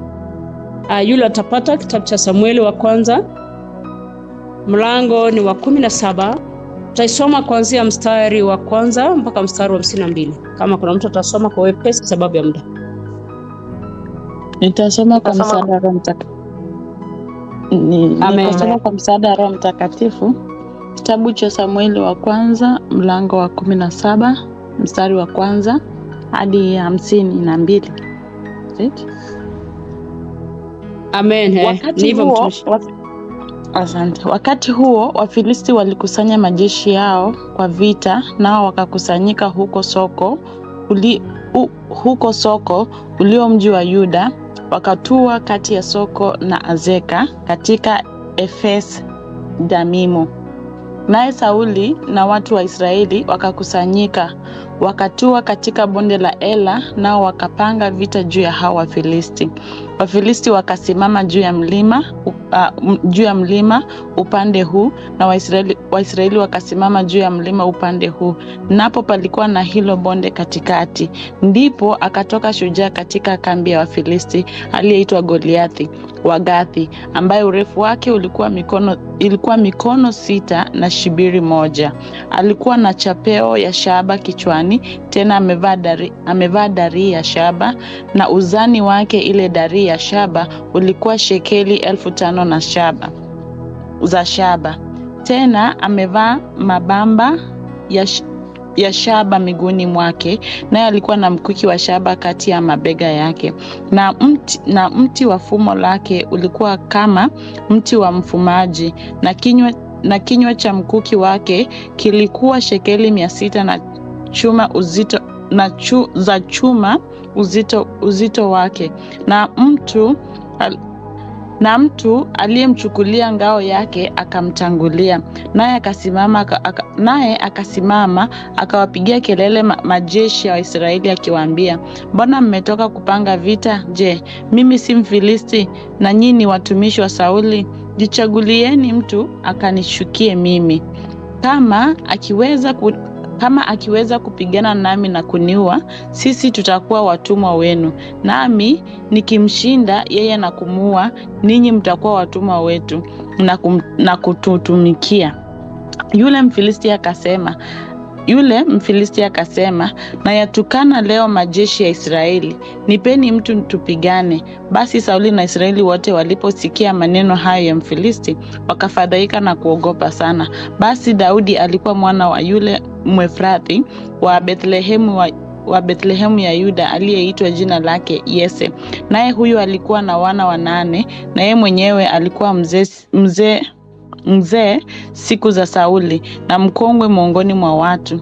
Nao wale wana 3 wa Yese waliokuwa wakubwa walikuwa wamefuatana na Sauli kwenda vitani, na majina ya hao wanao 3 waliokwenda vitani ni haya: mzaliwa wa kwanza Eliabu, na wa pili wake Abinadabu, na wa 3 Shama. Naye huyo Daudi alikuwa mdogo wa wote, na hao 3 waliokuwa wakubwa wakafuatana na Sauli. Basi Daudi alikuwa akienda kwa Sauli na kurudi ili awalishe kondoo za baba yake huko Bethlehemu. Naye yule Mfilisti kukaribia asubuhi na jioni akajitokeza siku ya 40. Ndipo Yese akamwambia Daudi mwanawe, haya sasa wachukulie ndugu zako efa ya bisi na mikate ni 10, ipeleke upesi kambini kwa ndugu zako. Ukampelekea akida wa 1000 yao jibini hizi 10. Ukawaangalie na hali gani, kisha uniletee jawabu yako. Basi Sauli na watu wote wa Israeli walikuwa katika bonde la Ela wakipigana na Wafilisti. Daudi akaondoka asubuhi na mapema, akawaacha kondoo pamoja na mchungaji, akavitoa vitu vile, akaenda kama Yese alivyomwamuru. Akafika penye magari wakati lile jeshi walipokuwa wakitoka kwenda kupigana, wakipiga kelele za vita. Nao Waisraeli na Wafilisti wakajipanga, jeshi hili likikabili jeshi hili. Basi Daudi akaviacha vile vyombo vyake katika mkono wa mlinda vyombo, akalikimbilia jeshi, akafika akawasalimu ndugu zake. Hata alipokuwa akisema nao, kumbe yule shujaa alitokea, yule Mfilisti wa Gathi, jina lake Goliathi, akitoka katika jeshi la Wafilisti, akasema maneno yale yale, naye Daudi akayasikia. Na watu wote wa Israeli walipomwona yule mtu wakakimbia, wakaogopa sana. Watu wa Israeli wakasema, je, mmemwona mtu huyu aliyepanda huko? Hakika ametokea ili awatukane Israeli. Basi itakuwa mtu yule atakayemua mfalme mtu yule atakayemua mfalme atamjirisha kwa utajiri mwingi, naye atamwoza binti yake na kuifanya mbari ya baba yake kuwa huru katika Israeli. Daudi akaongea na watu waliosimama karibu akisema, je, atafanyiwaje yeye atakayemua Mfilisti huyo na kuwaondolea Israeli aibu hii? Maana Mfilisti huyu asiyetahiriwa ni nani hata awatukane majeshi ya Mungu aliye hai? Na watu wakamjibu vivyo hivyo wakisema, ndivyo atakavyofanyiwa mtu yule atakayemuua. Naye Eliabu mkubwa wake alisikia hapo alipoongea na watu, na hasira yake Eliabu ikawaka juu ya Daudi, akasema, mbona wewe umeshuka hapa, na kondoo wale wachache umewachia nani kule nyikani? Mimi nakujua kiburi chako na ubaya wa moyo wako, maana umeshuka ili upate kuvitazama vita. Naye Daudi akamjibu, je, mimi nimekosa nini sasa? Si neno kubwa hilo? Naye akamgeukia ili kumwelekea mtu mwingine, akasema naye jinsi ile ile, na watu wakamjibu tena jinsi ile ile kama ya kwanza. Na maneno hayo aliyoyasema Daudi yaliposikiwa, watu wakamweleza Sauli, naye akatuma mtu kwenda kumuita. Daudi akamwambia Sauli, asizimie moyo mtu yeyote kwa ajili ya huyu. Mimi mtumishi wako nitakwenda kupigana na Mfilisti huyu. Sauli akamwambia Daudi, huwezi wewe kumwendea Mfilisti huyu upigane naye, maana wewe ukijana tu, na huyu ni mtu wa vita tangu ujana wake. Daudi akamwambia Sauli, mtumishi wako alikuwa akichunga kondoo za baba yake, na alipokuwa akija simba au dubu akamkamata mwana kondoo wa lile kundi, mimi hutoka nikamfuata, nikampiga, nikampokonya kinywani mwake, na akinirukia humshika ndevu zake, nikampiga, nikamuua. Mtumishi wako alimuua simba na dubu pia, na huyu Mfilisti asiyetahiriwa atakuwa kama mmoja wao, kwa sababu amewatukana majeshi ya Mungu aliye hai. Daudi akasema, Bwana aliyeniokoa na makucha ya simba na makucha ya dubu ataniokoa na mkono wa Mfilisti huyu. Sauli akamwambia Daudi, enenda na Bwana atakuwa pamoja nawe. Ndipo Sauli akamvika Daudi mavazi yake ya vita, akamtia chepeo cha shaba kichwani, akamvika dirii, naye Daudi akajifunga upanga juu ya mavazi yake. Akajaribu kwenda, maana alikuwa hajavijaribu. Daudi akamwambia Sauli, siwezi kwenda na vitu hivi, maana sikuvijaribu. Basi Daudi akavivua. Akaichukua fimbo yake mkononi, akaichagulia mawe laini 5 katika kijito cha maji, akayatia katika mfuko wa kichungaji aliyokuwa nao, maana ni mkoba wake, na kombeo lake aliyekuwa nalo mkononi mwake. Akamkaribia yule Mfilisti. Huyo Mfilisti naye akamsogelea Daudi na kumkaribia, na mtu yule aliyemchukulia ngao yake akamtangulia. Hata Mfilisti alipotazama huku na huku, akamwona Daudi, akamdharau, kwa kuwa ni kijana tu mwekundu, tena ana sura nzuri. Mfilisti akamwambia Daudi, je, mimi ni mbwa hata umenijia kwa fimbo? Mfilisti akamlaani Daudi kwa miungu yake. Mfilisti akamwambia Daudi, njoo huku kwangu, nyama yako nitawapa ndege wa angani na wanyama wa mwituni. Ndipo Daudi akamwambia yule Mfilisti, wewe unanijia mimi na upanga na fumo na mkuki, bali mimi ninakukujia wewe kwa jina la Bwana wa majeshi, Mungu wa majeshi ya Israeli uliowatukana. Siku hii ya leo Bwana atakuua mkononi mwangu, nami nitakupiga na kukuondolea kichwa chako. Nami leo nitawapa ndege wa angani na wanyama wa nchi, mizoga ya majeshi ya Wafilisti, ili kwamba dunia mzima wajue ya kuwa yuko Mungu katika Israeli. Nao jamii ya watu wote pia wajue ya kwamba Bwana haokoi kwa upanga wala kwa mkuki, maana vita ni vya Bwana, naye atawatia ninyi mikononi mwetu. Ikawa hapo Mfilisti alipojiinua akaenda akamkaribia Daudi, ndipo Daudi naye akapiga mbio akalikimbilia jeshi ili akutane na yule Mfilisti. Daudi akatia mkono wake mfukoni, akatoa humo jiwe moja, akalitupa kwa kombeo lake, akampiga Mfilisti katika kipaji cha uso. Jiwe hilo likamwingilia kipajini, akaanguka chini kifudifudi.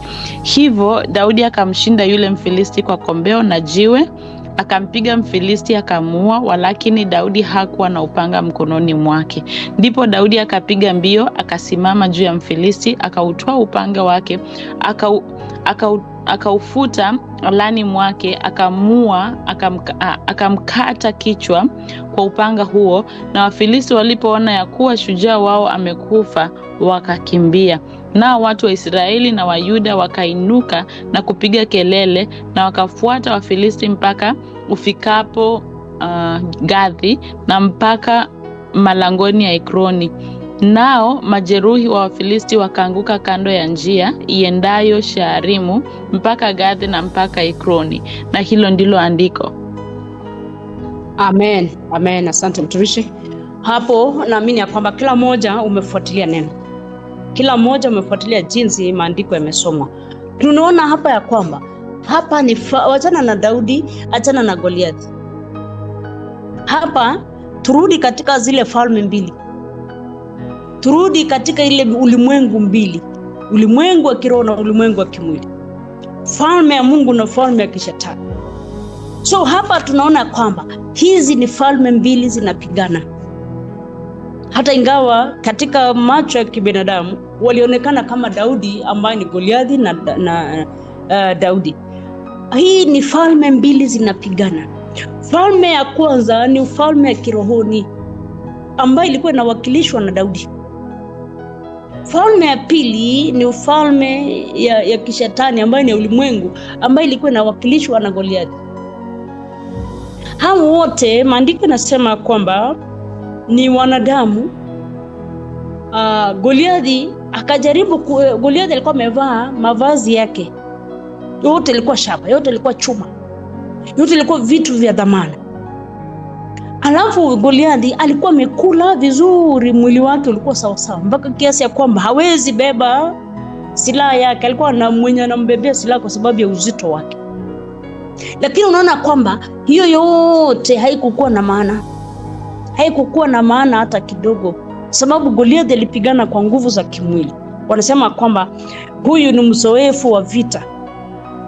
Lakini Daudi hapa anaonekana, kitu ya kwanza anaonekana kijana mdogo. Kitu ya pili anaonekana hana mavazi. Jambo la tatu anaonekana hana elimu yoyote ya vita, hana uzoefu wowote wa vita.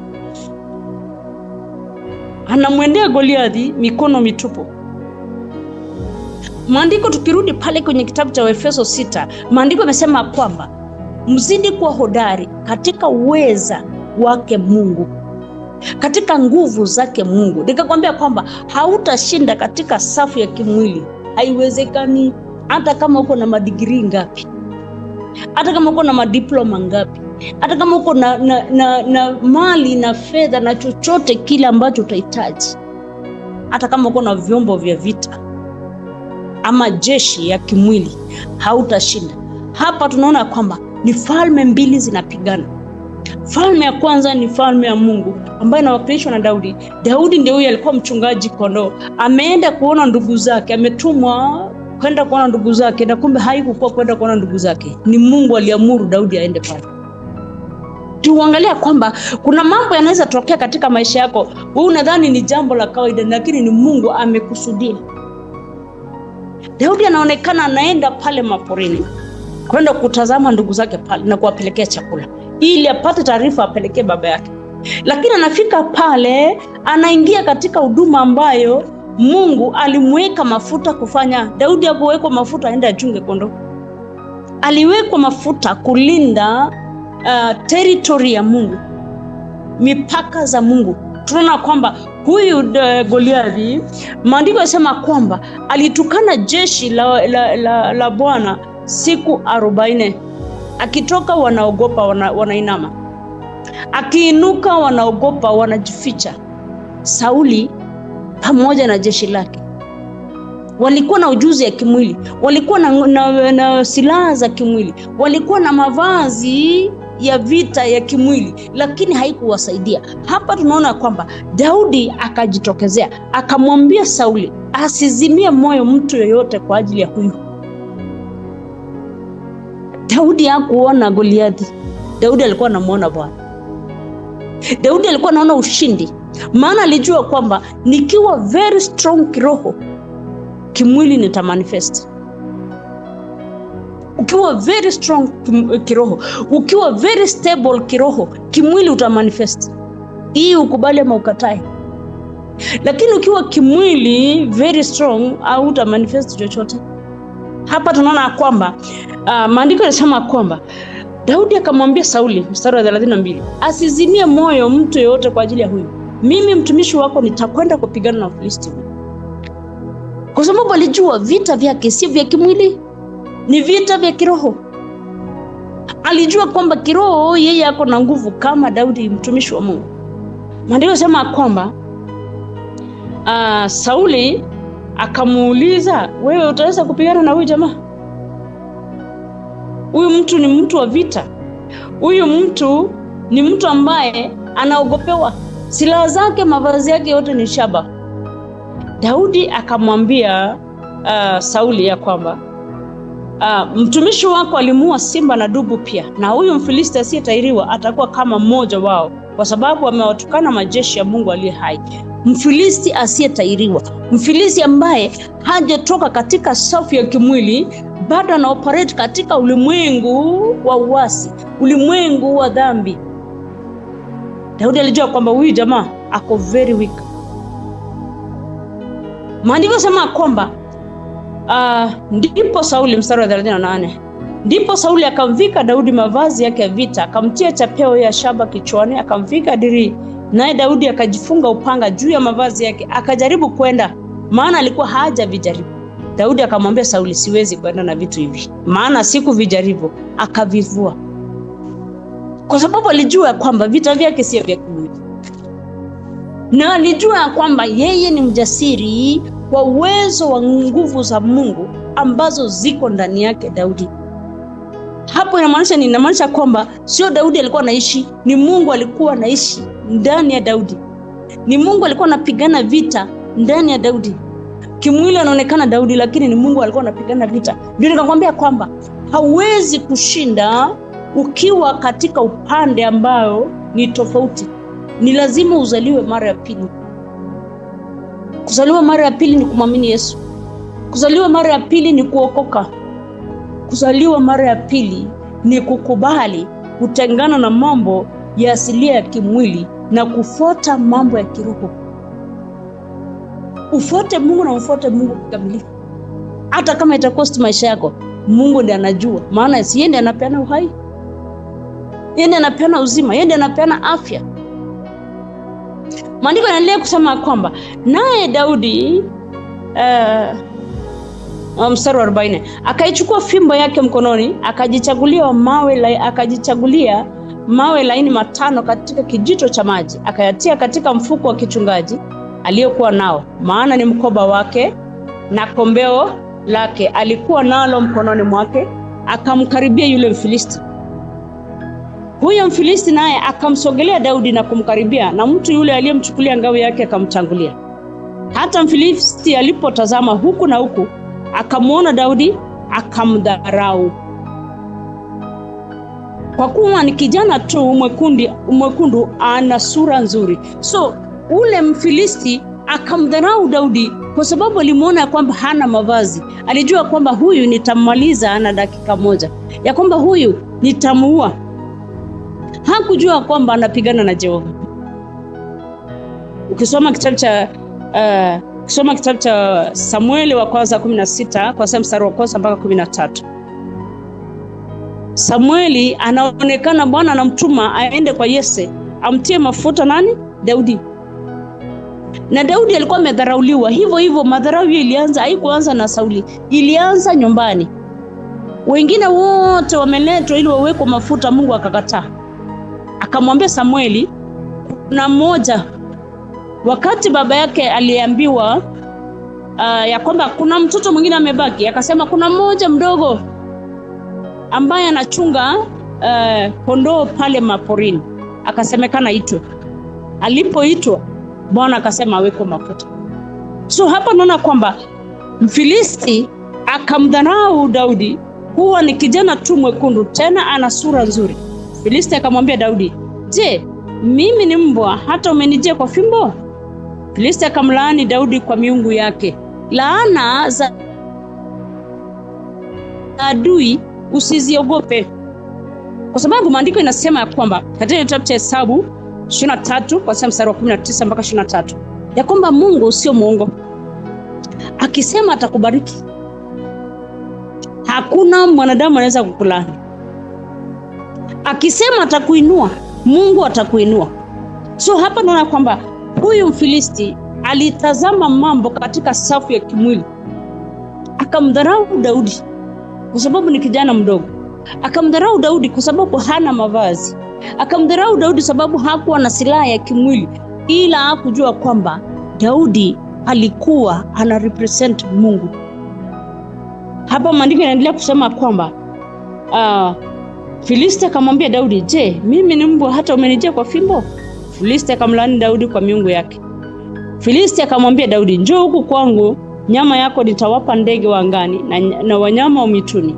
Ndipo Daudi akamwambia yule Mfilisti, "Wewe unanijia mimi kwa upanga na fumo na mkuki, bali mimi ninakukujia wewe kwa jina la Bwana wa majeshi, Mungu wa majeshi ya Israeli uliowatukana. Siku ya leo Bwana atakuua." Hakusema kwamba siku ya leo mimi Daudi nitakuua. Maana Daudi alijua ni vita ni vya Bwana. Maana anasema kwamba Daudi akamwambia yule Mfilisti, "Unanijia mimi kwa upanga na fumo na mkuki, bali mimi nakujia wewe kwa jina la Bwana wa majeshi uliowatukana.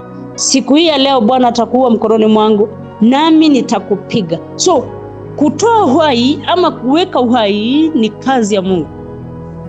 Ndio sababu naona hapa Daudi amesema kwamba Bwana atakuua na mimi Daudi nitakupiga na kukuondolea kichwa chako, nami nitawapa ndege wa angani na wanyama wa nchi mizoga ya majeshi wa Filisti, ili kwamba dunia nzima wajue kwamba yuko Mungu katika Israeli. Hiyo ni jambo la kwanza. Jambo la pili, akamwambia kwamba na jamii ya watu wote pia wajue kwamba Bwana haokoi kwa upanga wala kwa mkuki, maana vita ni vya Bwana, naye atawatia ninyi mkononi mwetu. Hapa tunaona kwamba ni falme mbili zinapigana.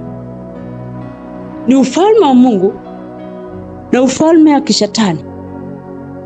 Ni ulimwengu wa nuru na ulimwengu wa giza, ndio iko kwenye mapambano. Wanapambana ni mwanadamu. Mungu anataka upate uzima na shetani anataka upate mauti. Hapo kile kinachangia ni maamuzi. Ni maamuzi ya mwanadamu. Akubali abadilishwe, aingie katika ulimwengu wa kiroho. Hapa tunaona kwamba licha ya Daudi kuvalishwa mavazi ya kimwili na Sauli, haikumsaidia. Alishindwa kutembea kwa sababu hizo ni attachments za kidunia. Daudi alijua yeye ni nani. Alijua kwamba hii vita nitashinda. Ndio sababu akaambia majeshi ya Israeli ya kwamba msiogope, msizimie mioyo kwa sababu ya huyu mtu. Mimi Daudi mtumishi wa Mungu naenda kukabili huyu adui na jiwe. Na wakati alienda kweli, maandiko yasema kwamba akachukua jiwe lake akaliweka kwenye kombeo. Hiyo ni upanga wa Roho Mtakatifu, neno la Mungu. Hiyo neno ndio iliua ule Goliathi. Ndio iliua ile adui. Nimekwambia kwamba ule hakukuwa Goliathi, alikuwa shetani. Neno hiyo moja, jiwe hiyo. Neno la Mungu linapita shaba. Neno la Mungu ni moto. Neno la Mungu ni upanga. Inapata misitu na kulainisha kila kitu. So hapa maandiko yanatufundisha nini? Yanatufundisha kwamba hata tukipitia vita, siku zote ujue kwamba maamuzi yako ndio itakusaidia kushinda vita ama kushindwa. Kwa sababu gani? Inategemea nguvu au mamlaka inayokutawala. Inategemea falme gani ambayo inakupa nguvu. Kama ni ufalme wa ulimwengu wa giza, utaanguka. Kama ni ufalme wa upande wa nuru, utashinda.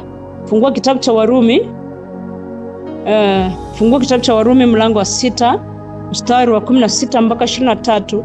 Maandiko yanasema kwamba hamjui ya kuwa kwake yeye ambaye mnajitoa nafsi zenu kuwa watumwa wake katika kumtii, mmekuwa watumwa wake yule mnayemtii, kwamba ni utumishi wa dhambi uletao mauti, au kwamba ni utumishi wa utii uletao haki. Lakini Mungu na ashukuriwe, kwa maana mlikuwa watumwa wa dhambi, lakini mlitii kwa mioyo yenu ile namna ya elimu ambayo mliwekwa chini yake. Na mlipokwisha kuwekwa huru mbali na dhambi, mkawa watumwa wa haki. Nasema kwa jinsi ya kibinadamu, kwa sababu ya udhaifu wa miili yenu.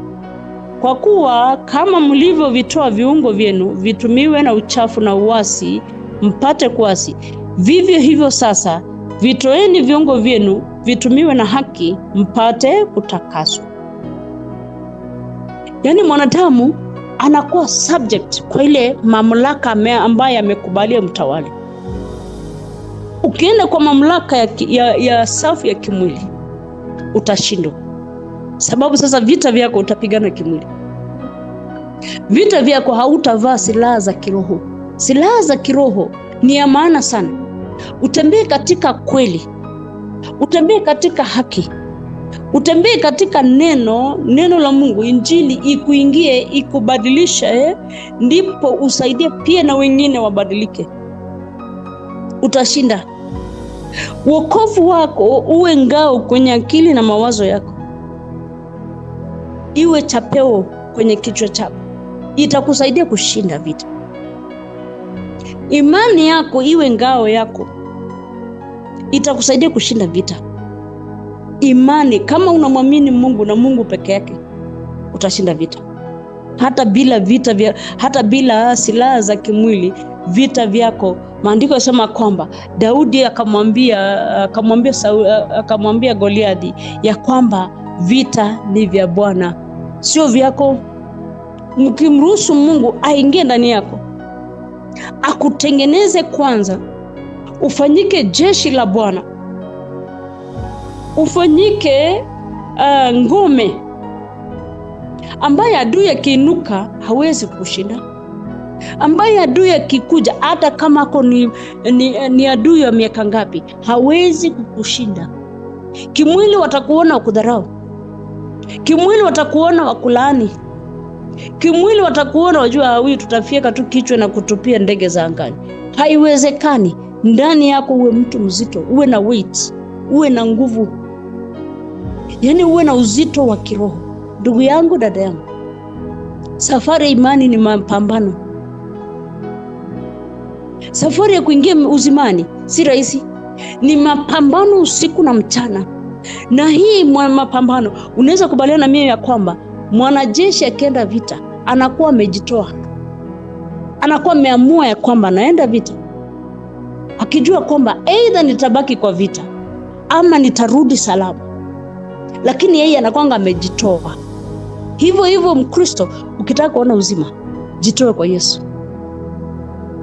Usikubali kuenenda kama vile Paulo anasema kwamba kwa akili zangu na mheshimu Bwana, lakini kwa matendo yangu naheshimu ulimwengu wa giza, kwa sababu ya dhambi ambayo inakaa ndani yake. Hiyo dhambi ndio inampa sheria. Hapo tumeangalia kwamba hizi falme zote ziko na sheria ambazo zinajenga ile falme, iko na misingi yake, na hii msingi wa ulimwengu wa asilia ni tofauti na msingi wa ulimwengu wa kiroho. So inategemea mwanadamu. Ukiamua ni kuenenda kama Goliathi, uvae mavazi ya shaba, umenona sana mpaka hata wakati ile jiwe moja inagonga Goliathi kichwa, anaonekana naanguka na kishindo. Lakini Daudi anaonekana ni kijana mdogo, anaonekana mtu mwembamba, anaonekana mtu hana silaha, lakini kumbe ndani yake ni ngome, kumbe ndani yake ni jeshi. Tusoma maandiko yanasema kwamba kati yenu mtu mmoja atafukuza watu 1000. Utafukuzaje kama si Mungu akupe nguvu? Mtu mmoja atafanyika jeshi la Bwana. Wewe mtu mmoja, sio watu 200. Ndio sababu nikasema kwamba safari ya imani haina wingi, ati mimi na mke wangu, mimi na bwana yangu, mimi na watoto yangu, mimi sijui na wazazi wangu, mimi sijui na marafiki zangu, mimi sijui na nani yangu. Hakuna. Ni yako wewe mtu mmoja. Ujiite mkutano. Je, unataka kuwa Goliathi ama unataka kuwa Daudi? Pata hiyo kitabu cha Samueli wa kwanza 17. Uisome polepole na uangalie hiyo kitabu cha Wakorintho wa kwanza mlango wa 15. Inasema kwamba kuna mwili ambayo ni ya kidunia na kuna mwili ambayo ni ya mbinguni. Na hii mwili ya kidunia ni ya kuharibika. So wakati ukifika mwili wa kidunia unakufa, ndio tunapata tunavishwa mwili ambaye haiharibiki, ndiposa tuende kumlaki Yesu kwenye anga. Hapo ndio msingi wa mwanadamu kushinda, inaanza na hapo. Ukijitambua kwamba unapaswa kuwa mtu wa rohoni, kwa sababu Mungu anafanya mambo katika ulimwengu wa rohoni. hafanyi mambo katika ulimwengu wa kimwili. Na Mungu ndio Mungu akutie nguvu, akuongoze, akuelekeze. Kitabu cha Petro wa kwanza mlango wa 5 mstari wa 6 amesema kwamba nyenyekeeni chini ya mkono ulio hodari wa Mungu ili awakweze, ili awainue katika wakati wake. Uweze enda tu kwa Mungu amwambie Mungu nao, okay Mungu, sasa mimi nimekuja, nataka unipe nguvu ya kupigana kama ya Daudi. Daudi aliweka misingi. Huko maporini aliweka misingi. No wonder Mungu alimchagua huko maporini akichunga mbuzi na kondoo. Haijulikani ni agano gani aliweka na Mungu huko. Haijulikani alimpendeza Mungu namna gani pale maporini. Ndugu zake wakina huyo Shama, Abinadab na Eliab walikuwa ni watu walisoma, ndipo wakachaguliwa kuingia kwenye jeshi la Sauli. Lakini unaona katika kitabu cha Samueli wa kwanza mlango wa 16 maandiko yanasema kwamba wakati Daudi alikuwa anaenda kutafutwa awekwe mafuta, wakapitisha vijana wote mbele za Mungu, lakini hakukuonekana mtu ambaye ako na weight ya kiroho. Wote walikuwa kama Sauli, wako na weight ya kimwili, lakini kiroho ni karatasi, upepo inawapeperusha. Maandiko yanasema kwamba Samueli akauliza Yese, bado kuna mtoto wako mwingine? Akasema yeye kuna mmoja maporini. Akasema hatuwezi keti mpaka afike. Na kweli heshima, Mungu atakuheshimisha. Hii ulimwengu na hata mbinguni utapata heshima. Utapata heshima. Watu watakuwa na kuona hivi, hawakuoni, wanaona Mungu. Vita utapigana, si unashinda, ni Mungu anakushindania. So hizi zilikuwa falme mbili zinapigana. Ufalme wa Mungu na ufalme wa kishetani ndio zilikuwa zinapambana kwenye ile bonde la Ela. Lakini zilikuwa zinawakilishwa na wanadamu. Na ndio sababu nikataka tuone hii falme mbili zinafanya kazi namna gani. Falme ya kwanza inatawala katika ulimwengu wa kiroho na iko na nguvu sana, ina manifest katika ulimwengu wa kimwili ambaye ni upande wa Mungu. Na upande mwingine wa pili ni upande wa kishetani ambapo iko na nguvu kimwili lakini kiroho inashindwa. So maisha ni hivyo. Katika safu ya kimwili utapata ya kwamba watu wamependa safu ya kimwili, kama Paulo anasema kwamba kwa akili zake anamtii Mungu, lakini kwa matendo yake hamtii Mungu.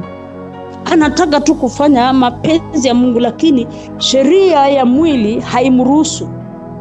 Sheria ya mwili haienendi katika mapenzi ya Mungu. Ndipo Sauli, maandiko yanasema kwamba Sauli alijaribu kupigana na Mungu. Sauli alijaribu kukimbizana na Mungu mpaka Mungu akamkamatia barabarani akielekea Dameski. Akamwambia Sauli, umeniudhi sana. Na sio siku hiyo ndiyo alianza kwenda kuua wateule wa Mungu. Alikuwa ameua wengi, alikuwa ametesa wengi, alikuwa amefanya mambo maovu mengi, lakini siku ilifika Mungu akamwambia Sauli, mbona unaniudhi? Sauli akauliza, wewe ni nani? Akasema, mimi ni Bwana. Mimi ni Yesu ambaye unaniudhi. Yesu akamuuliza Sauli, mbona kupiga mateke michoko? Yaani katika kitabu cha Mathayo 26:14. Aturudi pale kwa sababu ya muda. Yesu akauliza Sauli, mbona kupiga mateke mchoko? Mchoko ni chombo ambacho kinatumika katika wale fahali wawili wanaenda kulima shamba. Kuna chombo ambacho ni mti ambaye mbele imechongwa inakaa kama mkuki, mbele ni sharp, na imewekwa kwa ile chombo ya kulimia shamba. So unapata kwamba wakati wale ng'ombe wanataka kujitoa kwenye ile kongwa, kwenye ile kufungwa, anapiga teke. Lakini sasa ule mchokoo ndio utamdunga yeye. Kwa nini Yesu akamwambia Sauli hivyo, kupiga mateke mchokoo? Alikuwa anamaanisha kwamba mbona wewe Sauli unapingana na mapenzi ya Mungu? Kwa sababu hakuna mtu anaweza pingana na mapenzi ya Mungu. Hakuna mtu anaweza zuia mapenzi ya Mungu na akashinda, kwa sababu yeye mwenyewe ndiye ataumia. Yeye mwenyewe ndiye ataumia. So hapa tunamaanisha nini? Tunamaanisha kwamba ukitembea katika roho, kutembea katika roho ni kumwamini Mungu. Kutembea katika roho ni kukuwa na ujasiri. Maandiko yanasema kwamba hatukupewa roho ya uhofu, bali tulipewa roho ya nguvu na ujasiri. Kutembea katika roho ni kumfuata Mungu. Silaha ambayo tunatumia ni neno la Mungu, na hautaweza kufahamu neno la Mungu na kulitia katika matendo isipokuwa umekubali kumtafuta Mungu mwenyewe. Ujipe nafasi ya kusoma maandiko, itakutia nguvu, hautaogopa lolote.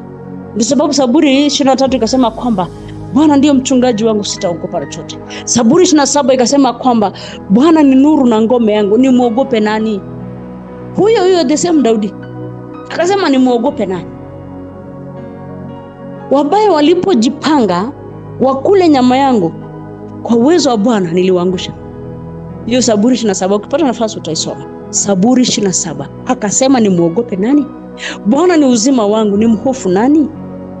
So kutembea katika kiroho inamaanisha kwamba kwanza unamwamini Yesu. Yesu akiingia katika maisha yako, hofu inakimbia. Yesu akiingia katika maisha yako, unapata uhodari na ushujaa zaidi. Utapigana vita vya kiroho na utatoka ndani mshindi. Popote ulipo simama, tufunge ibada. Popote ulipo simama, tufunge ibada. Baba, katika jina la Yesu Kristo tunashukuru. Asante Baba kwa wema na fadhili. Asante Baba kwa upendo umetupenda. Baba, umetuwezesha tumemaliza ibada salama. Takatifu wa watakatifu, ni asante Baba kwa ajili ya neno la siku ya leo. Mungu wetu na Mungu wa rehema, tunaomba hekima yako Bwana na ufahamu zaidi Baba, tukapate kujua Bwana kiini cha maisha ya Mkristo katika ulimwengu Bwana. Siku zote Baba tufundishe, siku zote Baba tuongoze, siku zote Baba tuelekeze Jehova. Mioyo yetu iradi Baba kutongwa na kutengenezwa. Takatifu wa watakatifu Baba, tunaomba saidia Baba kusimama katika safu Baba, tusaidie Baba kuzaliwa mara ya pili. Tusaidie Baba kuenenda katika ujasiri na uwezo wako Mungu, maana bila wewe Bwana hatutaweza Jehova. Tuko chini ya miguu yako, tuko chini ya mamlaka ya Jehova. Tupe nguvu ya kupigana vita vya Jehova. Tupe nguvu Baba ya kushinda Goliathi wote ambao wangetuangamiza Bwana. Hapa tutetee katika hali zote Bwana. Tuko chini ya miguu yako Bwana, udume frata mikononi mwako. Baba, ukailinde, ukahifadhi katika mapenzi yako Jehova. Ukaiongoze huduma hiyo Bwana katika mapenzi yako. Hakuna mwingine awezaye ila ni wewe Jehova. Nakabidhi wateule wako wote mikononi mwako Baba yangu. Wewe ndio unajua hali ya kila mmoja Bwana majeshi. Wewe ndio unajua vita ambavyo wanapigana Bwana. Wewe ndio unajua changamoto zao Jehova Mungu. Naomba Baba ni msaidie Baba. Kujua Bwana na kuwa wajasiri ndani yako Yesu. Tunakushukuru maana unaweza. Tunakushukuru Baba maana unaweza. Tunakushukuru maana unatenda Bwana. Naomba Baba kwa ajili ya wote mkutano Bwana. Walio kwenye YouTube Baba wakumbuke. Walio kwenye Zoom Bwana majeshi wakumbuke Bwana. Wape neema kila mmoja, wape nguvu Baba. Endelea kupigana katika safari. Wewe ni mwema Jehova Mungu wa Israeli. Haushindwi na jambo Baba. Tunakubali, tunakushukuru mtakatifu. Hata wale ambao hawakuweza kuingia kwenye mkutano, wewe ndio unajua changamoto zao, wewe ndio unajua vita ambavyo wanapigana. Wapiganie, watetee katika hali zote. Asante mtakatifu maana wewe ni mwema. Wiki mzima tunaikabidhi kwako Bwana. Mwezi mzima Baba tunaikabidhi kwako Baba yangu. Baba tupiganie, tutetee katika hali zote Bwana. Walio na mahitaji mbalimbali mtakatifu, naomba Baba neema yako na ulinzi wako. Asante Mungu maana unaweza. Asante Baba maana unaweza. Endelea kutulinda, kuhifadhi katika mapenzi yako Bwana. Neno lako limenena Jehova Mungu. Baba yote atakayesikia neno lako Bwana, Baba wakapate neema na rehema Bwana. Wakabadilishwe na kupata wewe Baba. Tunakushukuru, tunakuhimidi, wastahili sifa, wastahili utukufu, wastahili heshima na adhabu. Maana hakuna aliye kama Baba yangu. Nasema ni asante uliye milele katika jina la Mungu Baba, Mwana na Mungu Mtakatifu. Tumeomba na enenda pamoja nasi usiku wa leo Jehova, ili usituache, usitupite, na katika jina safi la Yesu Kristo aliye mkombozi wetu.